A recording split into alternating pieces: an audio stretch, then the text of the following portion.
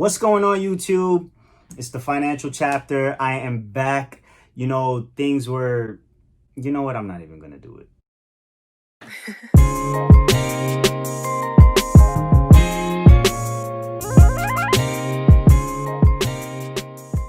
So in my early to mid 20s, I'd like to say that I used to get paid pretty well, at least for my age. But by the end of my paycheck or by the end of the month, I don't even know where the money went.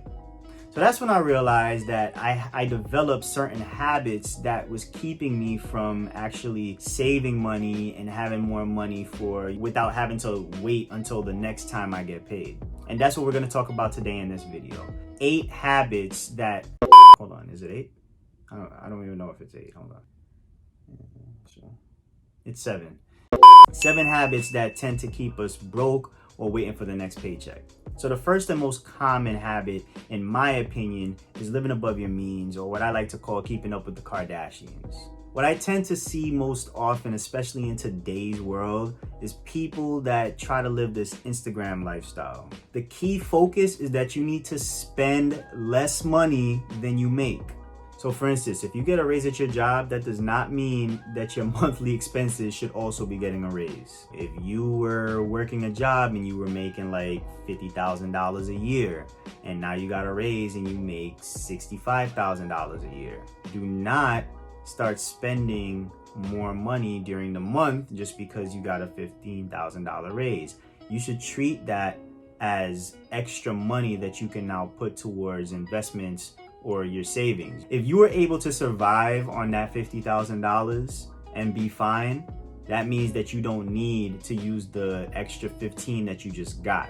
So that money, you should act like it's not even yours. Just put it somewhere else. Put it in a savings, or put it in a investment account or something like that. But that's how you should be operating.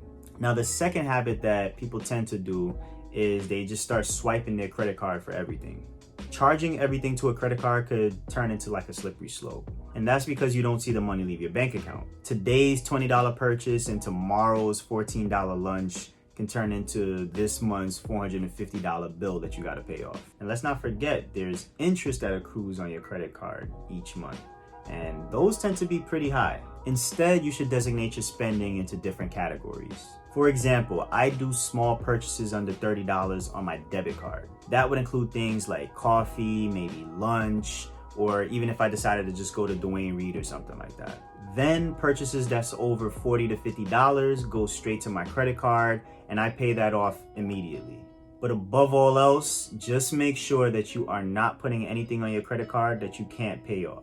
Now, the third habit, which I think is more so a decision, is letting your student loans continue to accumulate, or just not paying it off properly.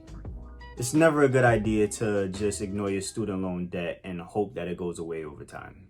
The interest on these loans will continue to add on, so that's why you have to be active and have to pay attention to your student loans. With that being said, it's really important that you pay attention to what you're actually paying off.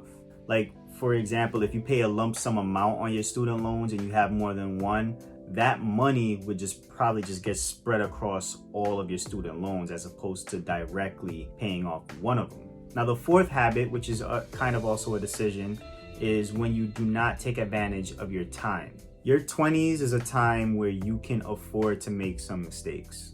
And let's just keep it a buck. Most 20-year-olds now still live at home with their parents. And that's okay, because you get to take advantage of that, and you might not be paying rent, or you might not be paying as much rent as if you lived elsewhere. So you have more money that you can put in other places.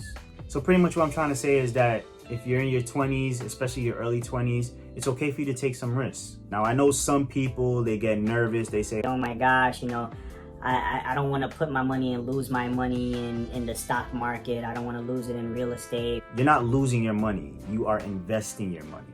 There's a big difference. Besides, if you're 20 years old and you are investing, you're not taking that money out. You're not using that money anytime soon. You're not even going to be touching it anyway. So you could ride out any kind of like market crashes that happen, anything like that, because it's not really going to affect you in the grand scheme of things.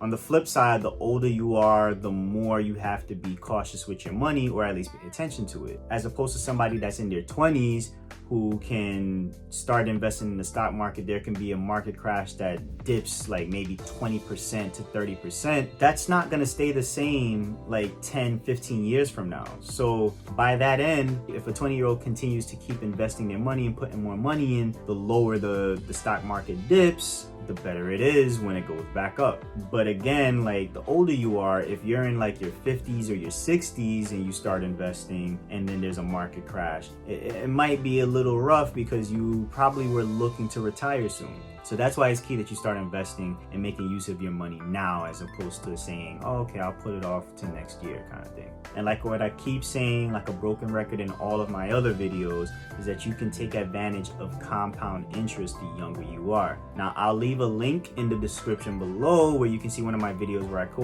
more in detail on it. I'm not gonna do that in this video. But in short, if you're 20 years old or you're in your early 20s, you got between 30 to 40 years for your money to grow over time. Now, the fifth habit would be to not treat your savings like a bill. The same way that you pay your bills each month, or you should be paying your bills each month, is the same way that you should be setting aside money that goes directly into your savings. In fact, you should be paying yourself first before you do anything else. Create that emergency fund. And what's an emergency fund? It's the money that you set aside only to be used in what, you guessed it, an emergency. So that means that you have no other options. There's nowhere to look aside from this emergency fund. If you have any other place that you can go to, you have another checking account and you have something else that you can use money from, try to go there first. You do not want to touch your emergency fund, period, unless it's absolutely necessary. Now, the size of this emergency fund should equal anywhere between 3 to 6 months of your expenses.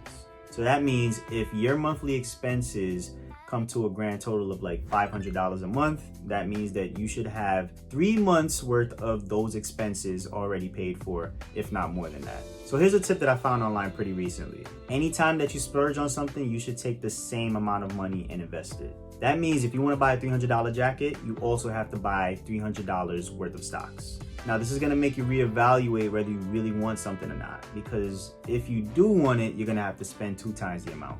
Now, the sixth habit is not building your credit. Have you ever considered buying a house or leasing a car, maybe renting an apartment? Building your credit as early as you can will give you better access and advantages for all of the things that I just mentioned. Simply putting a payment on your credit card and then immediately paying it off every month will put you in better shape and help build your credit over time. And finally, the seventh habit that people don't do is stay healthy, physically and mentally. A lot of us, we got the physical down, but mentally we don't. And we really need to pay attention to each other, pay attention to ourselves, and really think about how we are mentally. And take some time in the morning, maybe 10 minutes just to meditate, read a book if you want, something like that. Anything to just get your mind in the right space. And as far as physically is concerned, hit the gym. If you can't hit the gym, actually don't hit the gym. Don't go to the gym. Don't go to the gym, okay? Stay at home, but work out. But make sure that your body is in shape and that you're doing things to keep yourself active. But yeah, I mean, I hope what I just gave you guys in this video was helpful.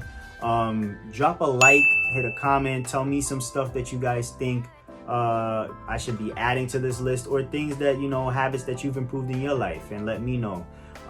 But until the next video, which I will be pushing out really soon. But I'll see you guys later. It's the financial chapter. We out of here.